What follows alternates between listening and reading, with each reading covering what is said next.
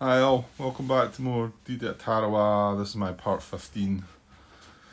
About to start turn 8, aren't we? Yeah.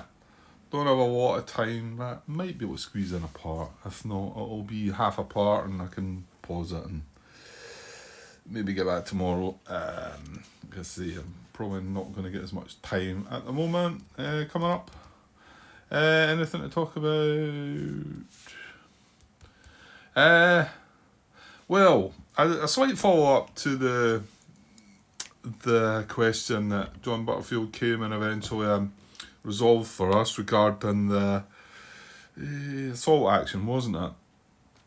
And the fact that that rule is there within the assault action 12.81 on page 25. If the position has multiple Japanese occupied position hexes, check each hex separately for assault.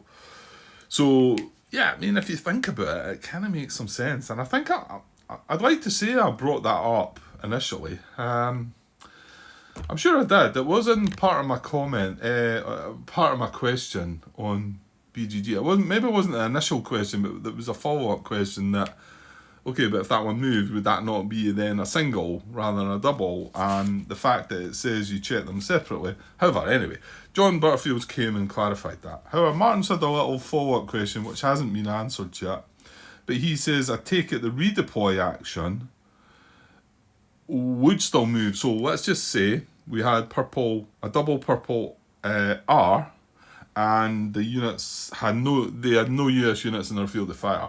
And what he's saying there is, well, actually, let's take a different example. Is there anything up there? Let's just say we had two purple positions occupied here. No death markers, just two. Actually, it would matter. Yeah, it needs to be two units without death markers for the question to be asked.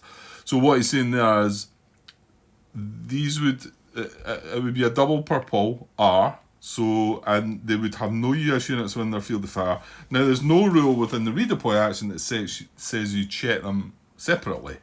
So you would have the two units to be checked to redeploy, right? And then they would then move.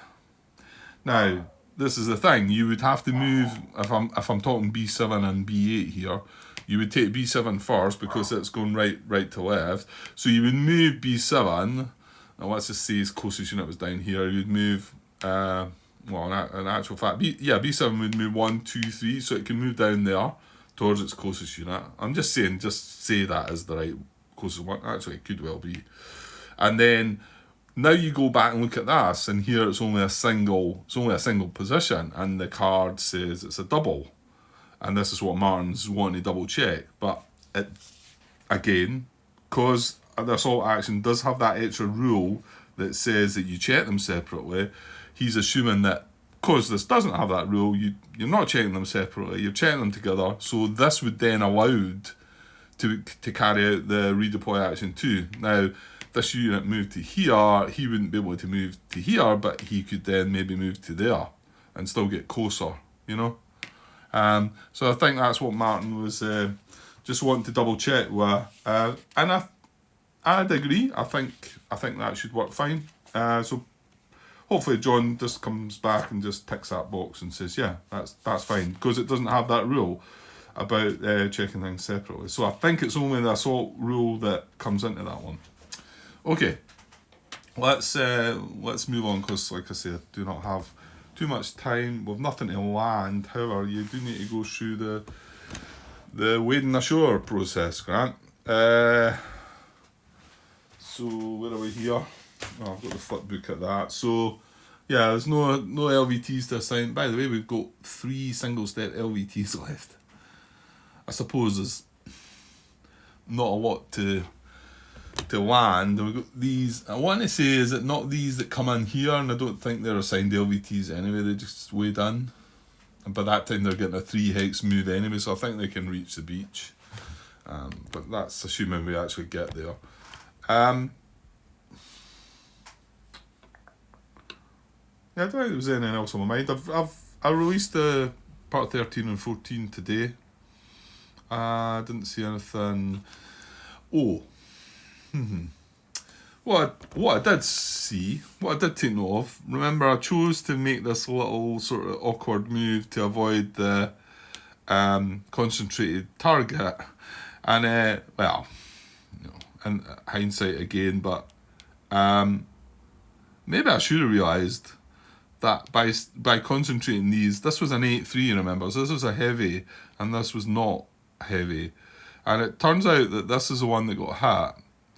Now, it's easy to say though, Grant. Let's just say... No, because if a triangle came up, that would get hit and that wouldn't have. I'm just saying if these were concentrated, then these would be regarded the same symbol. And it would have been my choice about taking the hit on this one or that one. So I think that went against us, that. I'm also a bit concerned that I've got to start now moving towards this, because this is my closest. But I don't think I can just move into that hex from there. I haven't fully checked into that. If you can wade ashore, if you can wade into a Japanese hex, I mean, it might be that you can, because you know these are all beach hexes. They're not in beach hexes, the Japanese position. So when you wade ashore, you're generally hitting the beach. Whereas this hex here, I'm just wondering, is there something special about this hex? The fact that it's attached to the pier. It says the pier is a boundary to all fire colours. Yeah, that's for the fire. Yeah, I don't know. It just, like, when I'm there, it looks like I could move into that hex. So I might need to look into that a wee bit more. It's a wee while before it's going to matter. The other thing, just while we're talking about that, green fired into this area here, and I didn't really consider if this green position, if it fired out that way, because I mean it's right on the shore there and there, but there's nothing in here to say green. This green comes from there, so I think we got that right, that these two positions, green fire, are just in this area here, and the pier, like it says, is a boundary to the fire colours. So yeah, still not sure about this. Maybe somebody might, that part of the video is out there now, so maybe somebody might say, if it does mean I had to stack it there, I'll accept the fact that this guy's been hit, and I'll move it back, and then we can maybe spread them out after that. But we'll see. We'll see if anything comes back on that. Okay. So yeah, no LETs, no landing check. So wade ashore. Well, actually, that's what you're doing now, then, Grant. Yeah. So, I don't think there's any colour we can do with these. What we can do with this is go 1, 2, and this can go 1, 2, and then these three. Well, these are in a 2 colour position, but they've got to move 1, 2. So it's just 1, 2, and they're into an 3 colour position. Same with this guy, and then this guy can just go in there. So nothing really fancy there. Yeah, not much to do with that. Go 1, 2. Now this is going to be 3 colours in that area. So can I avoid that? Well, this is 1, 2, 3, 4, 5, 6 away. If I send them over there, that is 4 away. Yeah, I don't want to stack they 2. I'm just thinking if I could get that guy across there, that would be out of the blue fire, you know. So 1, 2 would be 1, 2, 3, 4. Yeah, but if I go 1, 2 with that, is it 1, 2, 3? Ah, yeah, that works. 1, 2, 3, 4, 5, 6. So 1, 2, doesn't look like it's getting closer, but that, well, that's obviously getting closer. That's 5 away, but then that is actually 4 away. So that's fine. So he can move to there, he can move to there, and then he can move to there. And they all had to land, am I right in saying that? Hang on. I think they all had to land in these 3 hexes, wasn't it? So he's 1, 2, 3, 4, 5, 6 away. But if I want to try and land him here, I don't think I can. 1, 2, 3, 4, 5, 6. Yeah, see, 7. So I can't even land them across there. I can't wade them across there. So, yeah. 1, 2, yeah. Yeah, and I did say before I hit record, I was going to start working out what I need to do. Well, to be honest, I'm not probably going to enter the US action phase in this recording. So, but Grant, I think that is something you need to sort of try and work out. What are you doing here? You know, where am I getting my points from? Where are the safe places I'm getting to take? And this was disappointing, wasn't it? I just watched back all the footage. Just that last hit, that naval artillery blast as well. That caught me out. That was good fun though, actually. The close combat in this game is really good fun. It's exciting stuff. And then place new units. Well, no units to place. So we can move on. Yes. Yeah, let's get an event going then. See if we can get something. Well, it was good the last time. We've not had. Well, yeah, we did get one bad one, didn't we? Yeah, when it delayed our landing. Yeah, that was terrible. Right, so drawing an event card on turn 8. Here we go. What do we get? Oh, it's another hero. Probably another death marker, but I'll take that. Place your marker in any US unit and add the death marker to 1. Oh, no. I've got my fear of this one. It stayed down. What happened? Yeah, it stayed disrupted. Okay, so... Well, again, I think we can work out the depth marker first because I could work it out before I actually place it, couldn't I? So we know it's to be... Well, I'm saying it's not coastal. I think it still means it's got to be coastal. It's got to be in or adjacent to beach checks. Well, actually, that one there, see that one there? That one is in a beach checks, but then it's still classed as coastal, isn't it, Grant? Yeah. Okay, so, but we need to be adjacent. Well, it's closest to a US unit. So this one is a target, and it's D5. Moving along, this one is a target. Is that not beat the 5? It did. It beat the 5. Oh, I'm happy about that, because I don't want to go anywhere, but I'd rather have it there than over there. And that's it. Oh, no, it's not. Oh, don't make this lower than a 4. Oh, I think it's going to be... Oh, no, maybe not, because that's F5. That's F8. Well, I'm kind of glad that was... Well, mind you, we've got that disrupted. Well, it's disrupted at the moment. We're sitting with 2 heroes. Oh, that was a thing I wondered about. Should I have taken a chance and left this guy back here? Because he's ranged. I've moved him into steady purple. Well, we'll find out. If purple fires and hits him, then that's going to be devastating. But I moved him into steady purple. Could have left him in this hex safer. He is firing through palm trees though, so he's only going to get half his fire. But the fact that the attack's going to come from there, he could have supported the attack. I think he would have got 3 strength because it would have been halved. However, I didn't. I moved a man, so that's what's happened. Right, so that was a... I can't remember what it said now. It's an 8, isn't it? F8. So that would have been an option. That would have been an option. And that was number 5. And this would have been an option. And it's... Oh, hold on. That's going to go back here. Because they're exactly the same 3. And this is a 3, isn't it? No! Well, I'll tell you what, maybe it doesn't matter because that guy losing that last point meant that we couldn't do anything anyway, and we're waiting on reinforcements coming in, aren't we? We're waiting on these guys getting ashore. The fact that it's disrupted now is quite nice, but that's only a steady yellow, isn't it? Yeah, we don't really want to land in this hex, Grant. And I think 1, See, I can't. 1, 2, 3, 4. That has to land in that hex, I think. Unless it can go right in on this guy, like I've talked about. I'm not sure about that one. I'm gonna have to look at that. Something else I'm gonna have to look up. Okay, so yeah, the death marker's going here, isn't it?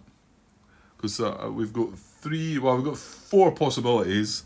Here, here, here, and over there. That are all adjacent. And they're all adjacent to beach hexes. And so then it looks for the lowest number. The lowest number is going to be here. It doesn't matter that it's disrupted or not. That's where it's going to go. So he's getting another depth marker back in. Just the one. Right. So it's going to be coastal. So in it goes. And yeah. We know he's only 1 strength with the mortar requirement, but yeah. But he doubles the unit strength because he's in a rough crater and that. And we get to place a hero again. So, well, where's that going this time? Assuming we can place them on the guys in the water though, eh?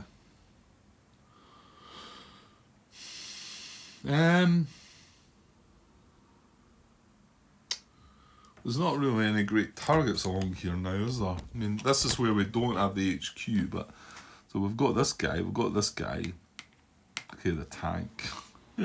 Like I say, it got mentioned to me before that it's not a good idea with the tank. Whether it's any different in this game or not, I don't think it is. I don't think you really want to have it on a tank. And these are all a bit weak to be putting it on. It would allow one of these guys to start moving in, but you feel like there's probably a better target. Coming along here. This guy's got 2 steps, 4 strength, but again, supported by the headquarters. Yeah. This guy, maybe? I mean, in actual fact, we probably do want to move him. That's worth a look. Let me try and work out things here. Because if we move that guy to there, and this, let's just say this stays disrupted, it's not got a depth marker, so it's 4 strength. Yeah, we don't want this kind of depth marker because it's fortified. So it's got 8 strength, and it needs flanking and a radio. Well, we've got the headquarters roundabout, which gives the radio. So now what I say, you need to be adjacent to it though to get the radio. However, if I moved up there next time to create the flank, and then we were able to attack with 5, 6, 7, and then also that for 11. Yeah, there's a good chance this will survive. That's disrupted as well. We got really lucky with our tank barrages last turn. Which I think that naval artillery blast at the end kind of balanced it out a little bit. Felt like fair enough, yeah. So what did I say? 4, 5, 6, 11 against 8. Yeah, that's fine, Grant. You only need, if you got the weapons. What I think I would need to do is move the headquarters to here to give the radio, because this guy doesn't have a radio, and I don't think the tanks have radios. No. I think you've got to be, well, unless with the tank, I don't think so. I think it would need to be adjacent to an infantry unit. Oh, actually, I think... Right, this is on page 21, and, well, the rule starts on page 20, 10.2 headquarters. Well, I'll show you. I feel like I'm not really showing some of the rules here, which I've done in the past, so but it's just a bit more work. So, telling you about headquarters here, but the relevant rule is in here, and It says, a unit that attacks a Japanese position from an adjacent hex while in command of an HQ is considered to possess a radio. I kind of thought it would only be infantry or engineer units, but it just says a unit there.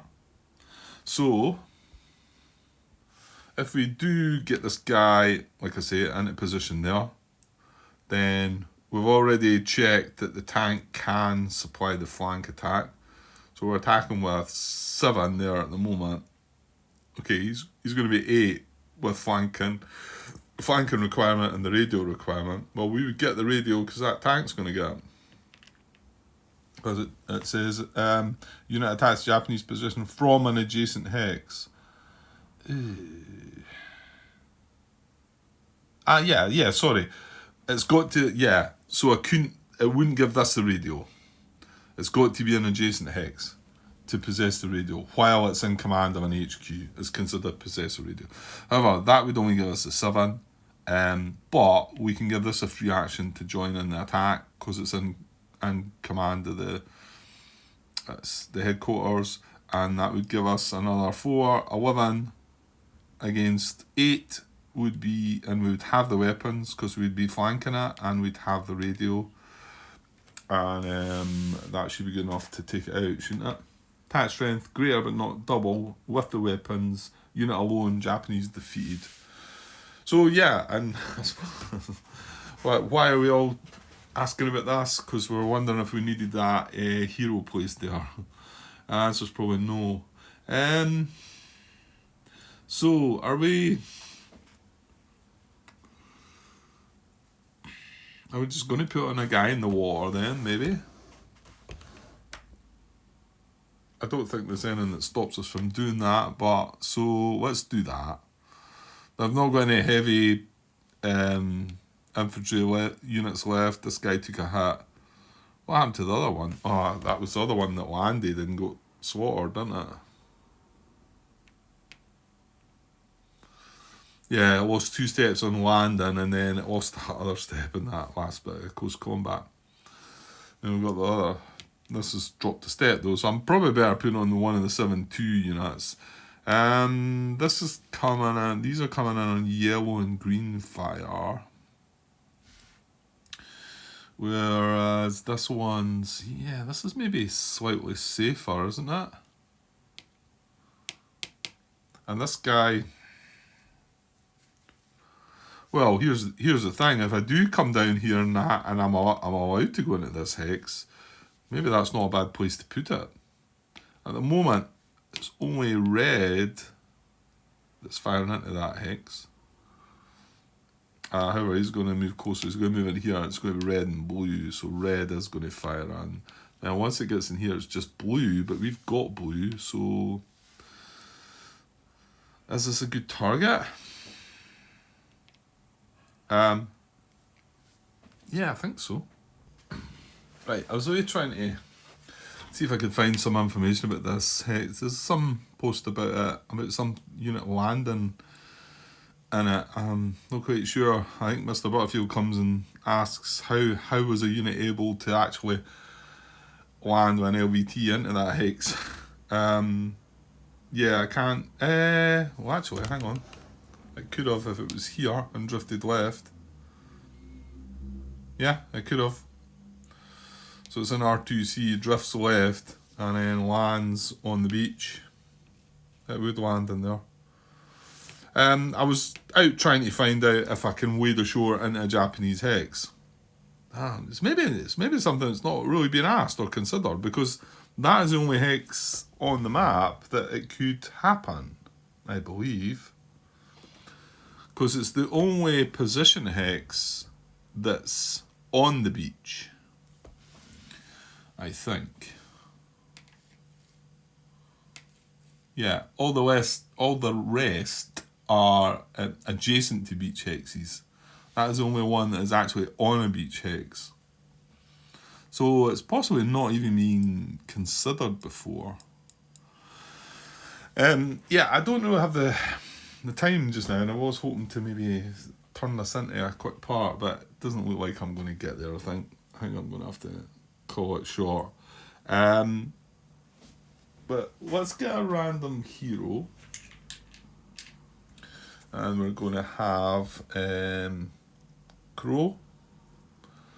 Yeah, Crow. Well, I think that's how you pronounce that. But, what way do these go? Just try to look at the image. Yeah, it's that way, isn't it? Yeah. So I think I'd like to put on this, but I might, if I don't do anything else here, I might reserve my right to change it, because if I find out there's some issue with this,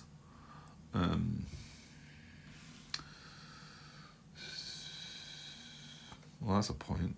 I mean, this guy's heading into here. Why don't you put it on him? Because this is at least going to be close to the headquarters when it comes in, whereas this one's not, is it? These three are sort of targeting these 4 hexes, I want to say, is it? 1, 2, 3, 4, 5, 6, 7. Yeah, these 4 hexes they can only go into. So, I mean, well, yeah, that one is close to the HQ, I suppose. I think I'll put it there just now, just so I can move on. Because we do the Japanese fire phase, but then what if one of these guys get hit, Grant? Yeah. Ask a question, maybe. Yeah, maybe. Like you say, if you've not got the time, why not? That's our hero. We've placed the death marker. I'll maybe just take a pause there. It is going to be overnight, though. I'm not going to be able to get back tonight, so I need to get off to bed early. So it will mean I'll wait to place that. Maybe I'll go and pop that question out there regarding D1. When wading ashore, can you wade into that hex and start a close combat? Basically, that's the question, isn't it? That's what you need. That's what you want to know, Grant. And the other bit about it, I suppose, is the fact that I shimmied that guy around to be able to do that. But to be honest, if I get the answer back and saying, well, yeah, you can just move into that hex if you want. Not so sure, though, because that's a wade ashore action. Maybe it is. And maybe it's a close combat you conduct right away, like you're landing the unit. That could be quite interesting then, because, well, no, Grant. No, because they all need to be wading ashore at the same time. Well, if if this guy had been back here and I went 1, 2, this guy went 1, 2, 1, 2, yeah, no. Just try to think if I could get multiple units into the close combat. Maybe there is going to be something that's going to stop me from doing this. Right, what I'll do is I'll go and ask a question and we'll just pause that overnight, leave it at that. And then, because I'm moving on to Japanese fire phase after that, so it might mean that I do need to sort of pick my target for the... Because this one might not be a bad option as well, if this one's turns out to be a messy option. Because, I could see him possibly coming across and landing in here. Maybe, I don't know. That might be daft. I might be why I keep them over here. Okay, I'll go and pause and find that out, and I'll be back tomorrow sometime. Okay, cheers. Hi all, right, back to continue this part 15, I think it is. Yeah, I didn't get back last night. Well, I think I said that. I think I said I was just going on pause, didn't I? So the following day. Okay, a couple of questions being answered. Well, no, one of my question being answered. Seems good enough as well, I think, the answer by Martin. Tom stepped in a little bit and thought it might be okay. This is regarding attempting to close combat at this position. Posted the question on BGG, because the fact it's the only Japanese position hex that's on a beach hex in the entire map that I can see anyway. I'm pretty sure it is. I've had a look around, and so the question being, can you enter it in close combat from wading ashore? Martin says no, and for the reasons, he said he didn't think so. for the reasons that, hang on. Right, close combat may occur at 3 points in the sequence of play. And I think Martin just highlights the two, basically. But I mean, there is three. You've got the Japanese action phase, but we're not really talking about that. So the two cases are during a landing check in the amphibious operation phase. If an LVT lands US units in Japanese occupied hex, those US units conduct close combat against Japanese unit. Yes, okay. And then the other one is in the close combat step of the US action phase, US infantry and engineer units in Japanese occupied hex conduct close combat against the Japanese unit there. So we can, and this is the only time we can voluntarily move, make a move to close combat.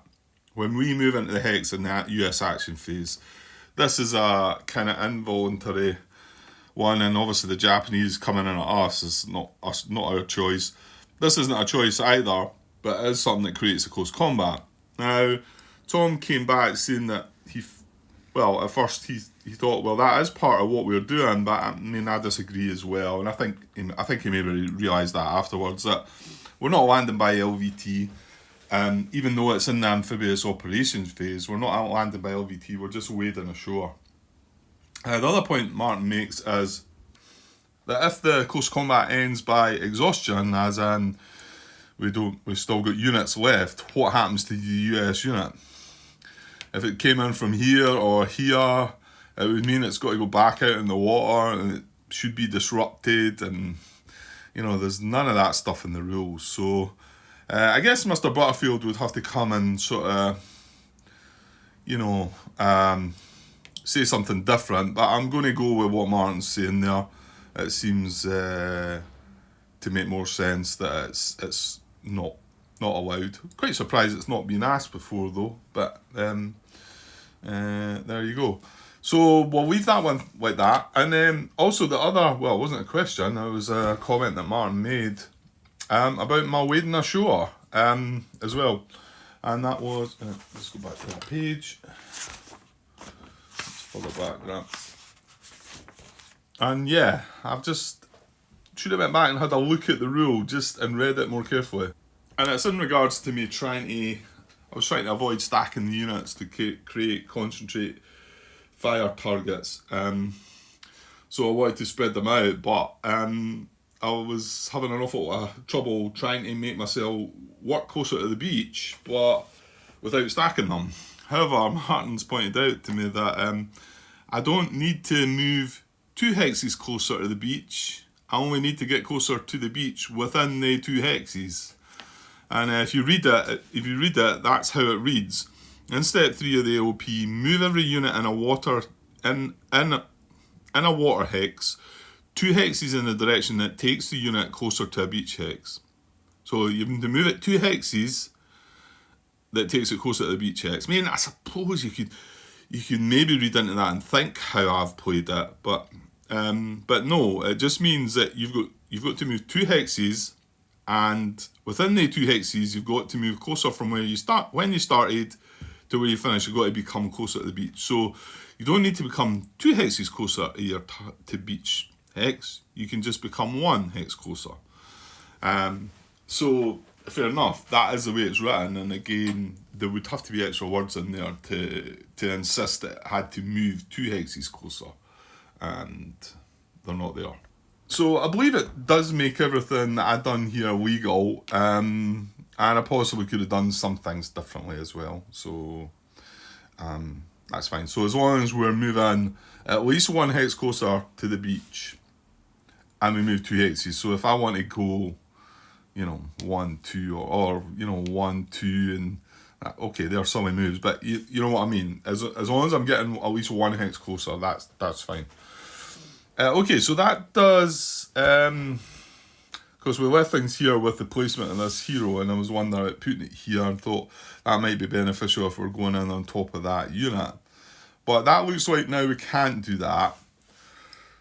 So should I go for this guy across here then, maybe?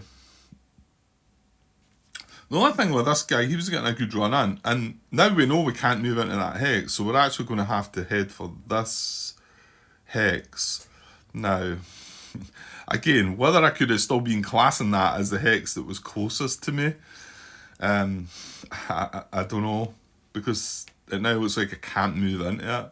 But between me getting, I mean, technically it could happen, it's not going to happen, but between me wading ashore, right, that is possible if we had US units adjacent to that we could eliminate that position and then we just walk into it, wade into it, you know. Okay, it's not going to happen with the way we've got, but I suppose technically it could have been the case. So technically I suppose we still can count that hex as a target. Till we get there, we find there's a Japanese unit in it, and then we've got to go around about, I suppose. I don't suppose he's still he's still a pretty good one to have on. He's got a better run in as well, because he's in red here, red and blue here, which blue we've got. So it's only red fire in the water there that's going to affect. And then once he reaches these hexes, you know, he's home free, yeah. And then moves into that hex, and then he's got the chance to do something against that.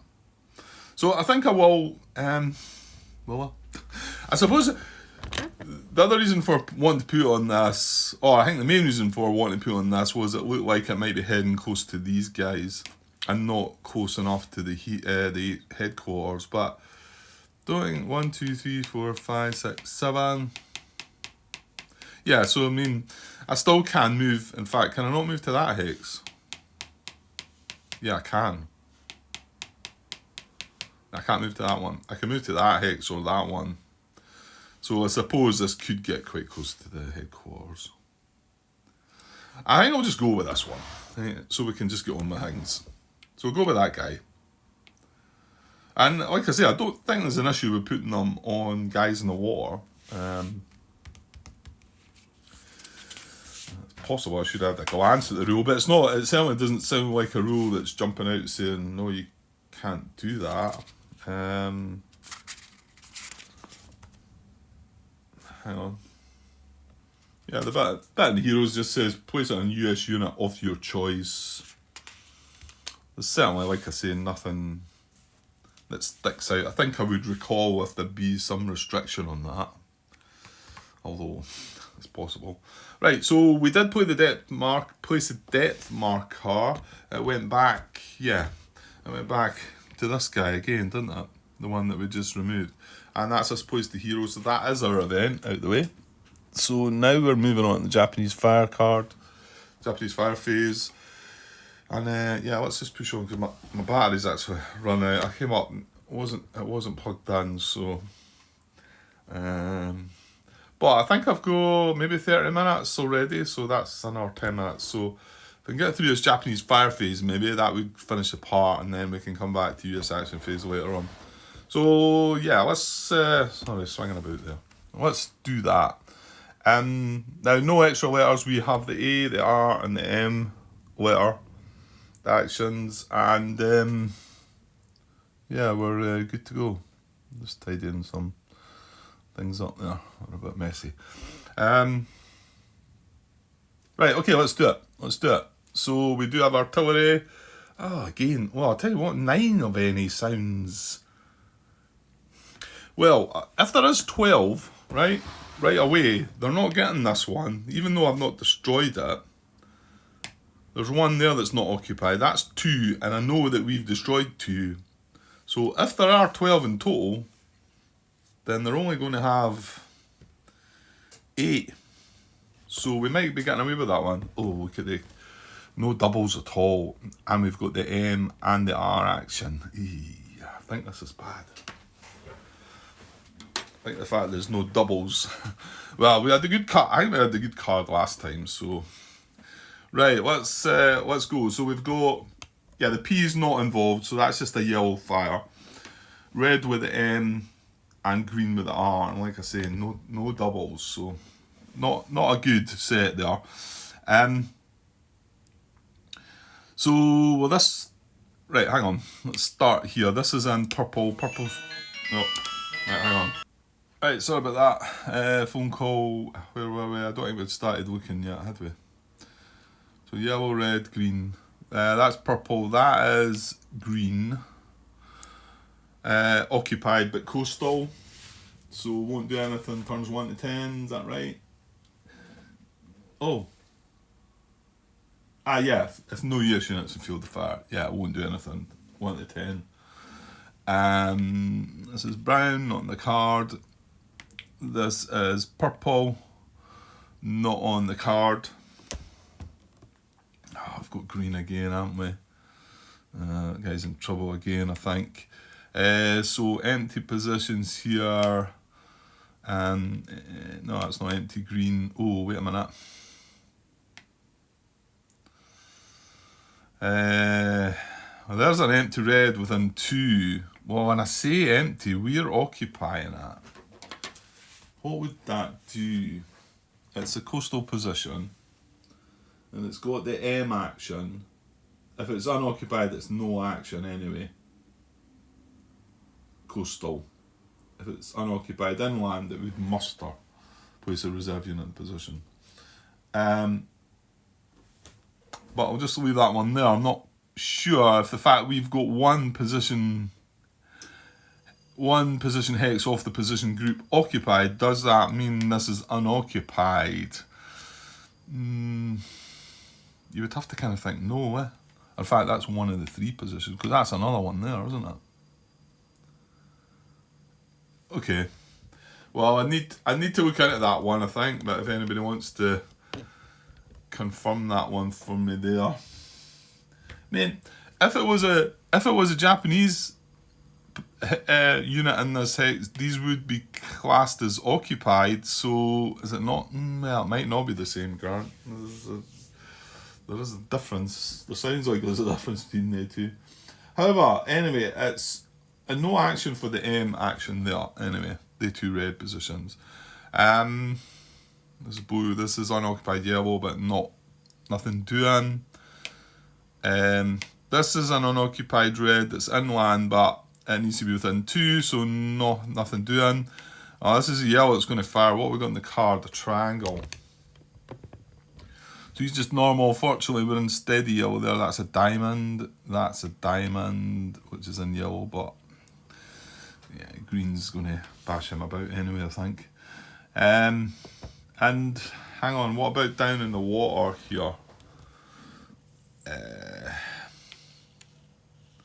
This, fortunately that's not in yellow because... No, well, show the yellow fire for that. Sorry, maybe not showing you that. I'm saying this guy here's down. Well, he's not, he's just avoiding the yellow bit. Surely the yellow fire is coming from these 2. I mean, that's an inland position, so that can't be doing it. And it doesn't look like there's anything yellow there. So I would think yellow's not actually doing anything because it's not occupied. Anyway, this guy is on brown, red and green.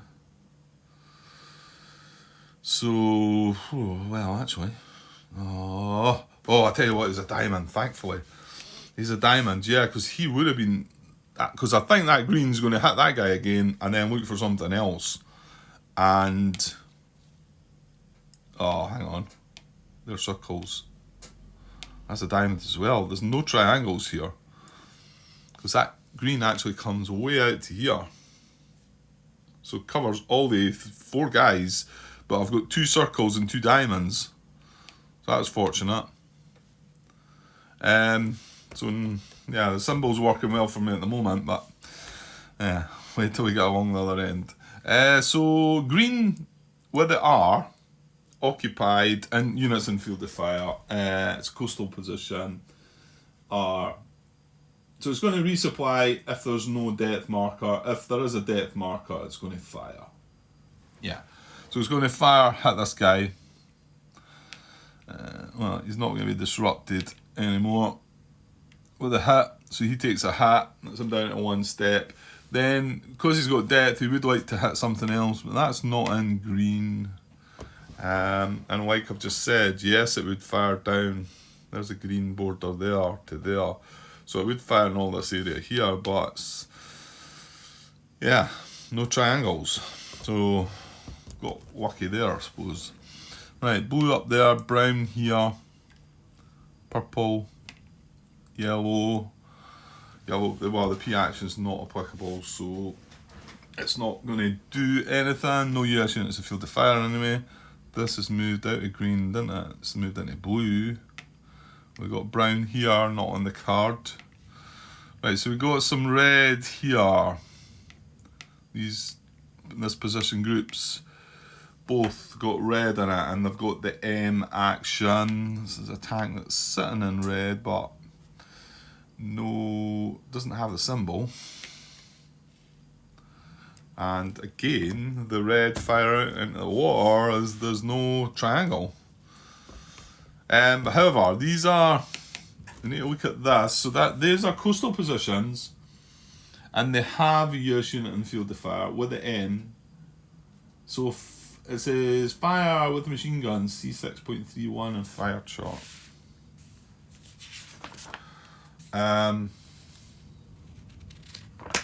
Yeah, 6.31. Basically, it's the third priority is if the position is firing machine guns, units in hexes that have no fire dots and are adjacent to hexes with intense fire dots.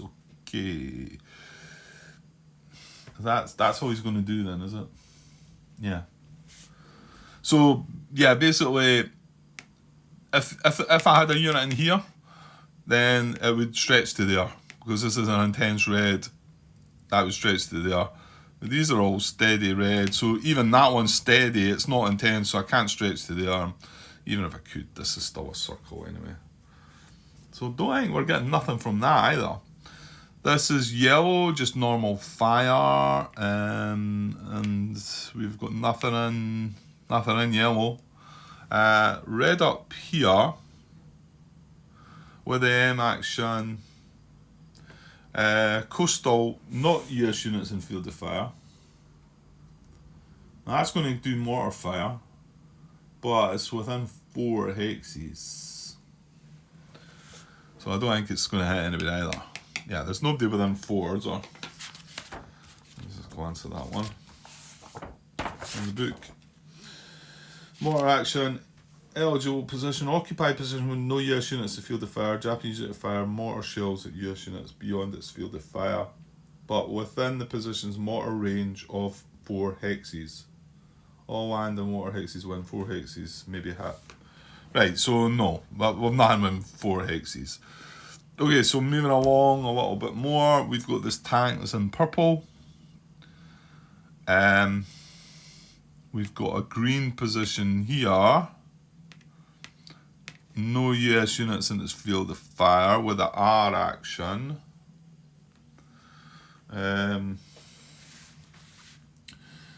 That's an inland position, so he probably wants to redeploy, doesn't he? Redeploy, move in 3 hexes. Yeah, well, I mean, I don't think he's got his closest units here or here, isn't it?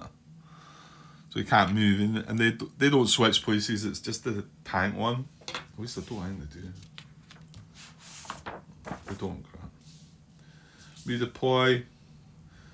Japanese unit in the position hex redeploys to an unoccupied position hex within 3 hexes of its current position and closer to the nearest US unit. So it would have to be getting closer to either this guy or this guy or this guy. There's no empty positions that is going to allow it to do that, so it's not going to do anything else. Now we have this down here. No. That's 2 hits in the water, isn't it? This guy. Oh, I forgot about this guy. I wonder why there was no triangles over here. You know what though?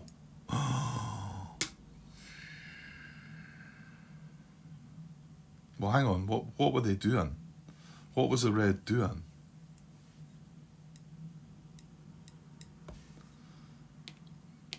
I think it was firing. I think it was firing, wasn't it, Grant? Yes. So we've got the red. We've got US units in its field of fire, and then it would do the machine gun action as well. However, that is in red. That's annoying because it's not in blue, it's not in green, it's just in red, that hex. Although it wouldn't matter, all the other ones are in red as well. So these two positions would fire into that. They want to do 2 hits, they can only do 1, so that guy is taking a hit. Damn. Oh well. Yeah, okay. I'm going to angle him actually. Oh, and that guy up there, just in case. Should get in the habit of doing it. Right, so moving down to this, I was here, wasn't I? So that's a double green. Not that that's relevant, but it's an R action on the coast. They do have US units in the field of fire.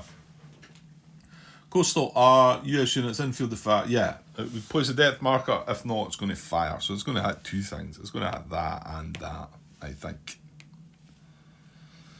Damn.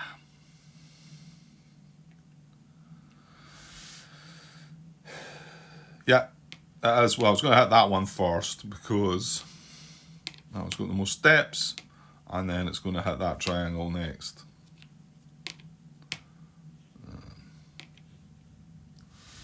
To signify they've taken a hit. Okay, carrying on. Red with machine guns. Oh dear. No, probably alright. Well, use a diamond. That's fine. Yeah, so red. Oh, that's inland actually. Is that any different? No. If it's got US units in its field of fire, it's going to fire with machine guns. So you get that extra priority with the machine guns. So it's normal fire would hit this. That's a diamond. That's fine. And then it would stretch out. Oh man, it's going to hit this guy. Look at that. Ah, that's rough. This is intense red.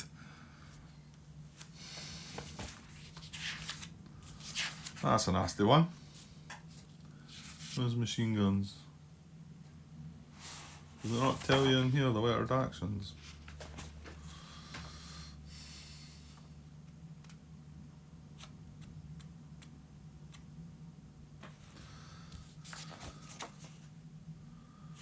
It doesn't talk about under the lettered actions. I mean, it is just kind of part of the sort of firing procedure if you've got that M action, isn't it? Yeah, really running short of battery space, so it might get conked out here. There's the M action. No, that's not the M action. Machine gun fire. There it's there. Non-armoured US units with target symbol.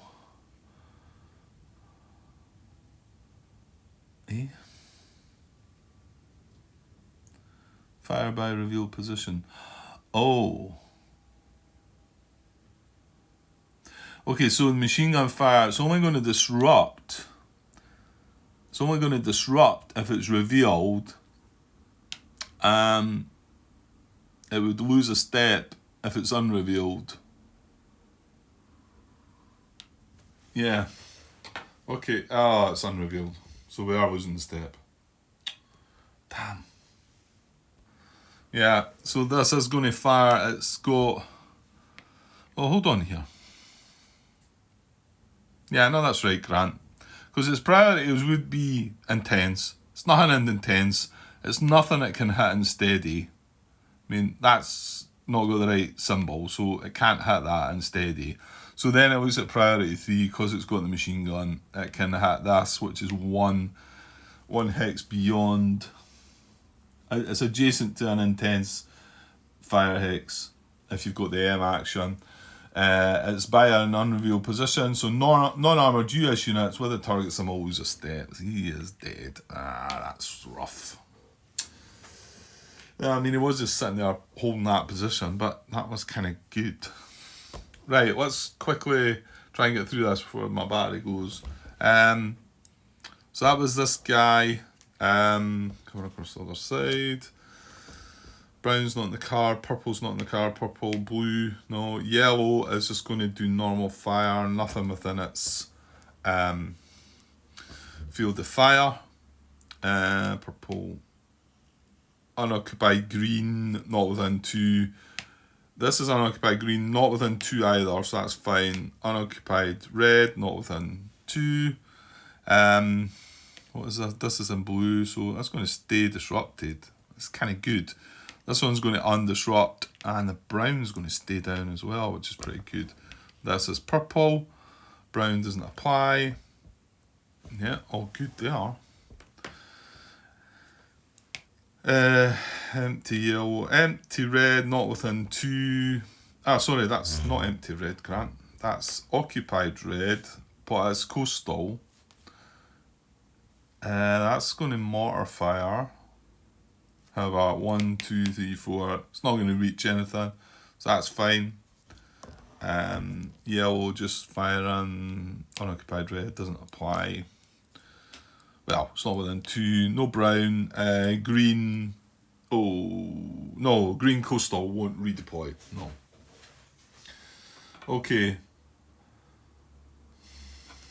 think that's us. I did rush through that a little bit, so hopefully I've not missed anything. Because the battery's gonna go.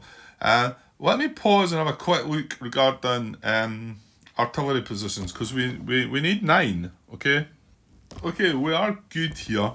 There is 12 positions. They have only got. Actually, I think only 7 are count. Well, actually, I didn't look. Are these? Let's disrupt, because these are disrupted. I'm not sure they count. See, that one there is disrupted, and that one up there is disrupted. However, if I don't think they do count, but if they do, they're still missing. This is empty, and this is empty, and we have 2 destroyed. So out of the 12, they've definitely not got 4, and I want to say they've probably not got the other 2 because these are disrupted. So that would mean, well, let's just give them the benefit of the doubt. They've not got 4 at the 12, so it means they've only got 8 at the maximum, but I actually think they've only got 6. So they don't have 9 any, so we're getting away with that. Okay. Guys, I'll just top my guys round about. 1, 2, 3 hits, 4 hits we took there. That was just stuff in the water again. That was a bit brutal, but and then we took that guy. That guy got taken out as well. So I suppose that was 5 hits in total, wasn't it? Right, and then undisrupting, not the brown. We are undisrupting this red, which is that tank. Okay. Yeah, we're not sitting in red. However, we do. No, I don't think that's going to help us. That's in blue, so that was not on the card. This was in yellow, that was on the card, so that's coming off. I don't know what that guy's fate's going to be now. And then finally, this guy up here, we did have red on the. Yeah, we did. Did I not talk about him being alright? Well, to be honest, that's probably okay, because I think we're going to have an attack on that. None of these heroes got hit. Oh, this guy never got hit, so that was good. Right, that's a fire card done. We're going to come back to US action phase, but I will need to get my camera plugged in and get a bit more charge in it. So back to US action phase next time around, right? Okay, I'll be back later. Cheers.